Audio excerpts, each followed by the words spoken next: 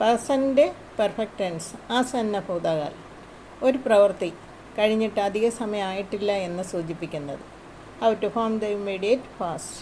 സാമാന്യ ഭൂതകാല ക്രിയാരൂപത്തോടുകൂടി തും കർത്താവുമ്പോൾ ഹോ എന്നും മെയിൻ കർത്താവുമ്പോൾ ഹും എന്നും പുല്ലിംഗ ഏകവചനം കർത്താവുമ്പോൾ ഹേ എന്നും പുല്ലിംഗ ബഹുവചനം കർത്താവുമ്പോൾ ഹൈൻ എന്നും ചേർത്താൽ മതിയാവുന്നതാണ്. ഉദാഹരണം നോക്കാം.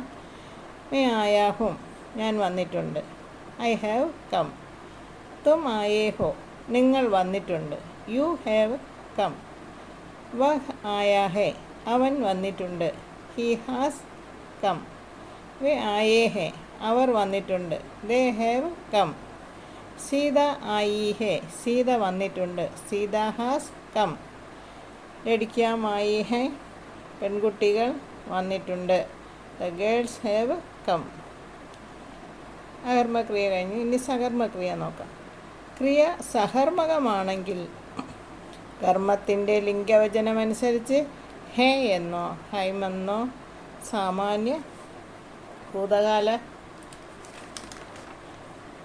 ക്രിയാരൂപത്തോടുകൂടി ചേർക്കുക. കർമ്മം അസ്പഷ്ടമാണെങ്കിൽ ഹേ മതിയാകും. ഉദാഹരണം നോക്കാം. ഉസ്നെ സിനിമ ദേക്കാ ഹേ, അവൻ സിനിമ കണ്ടിട്ടുണ്ട്. He has seen a film.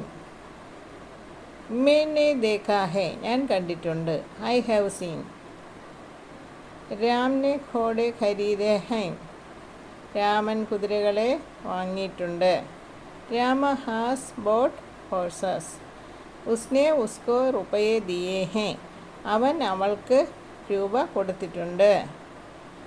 He has given money to her. അടുത്തത്. രാംനെ ഫൽ ഖായാ ഹേ, രാമ ഹാസ് ഈറ്റൻ ഫ്രൂട്ട്. രാമൻ പഴം തിന്നിട്ടുണ്ട്. സീതാനെ റോട്ടിയാ ഖായി ഹേ, സീത ഹാസ് ഈറ്റൻ ബ്രെഡ്.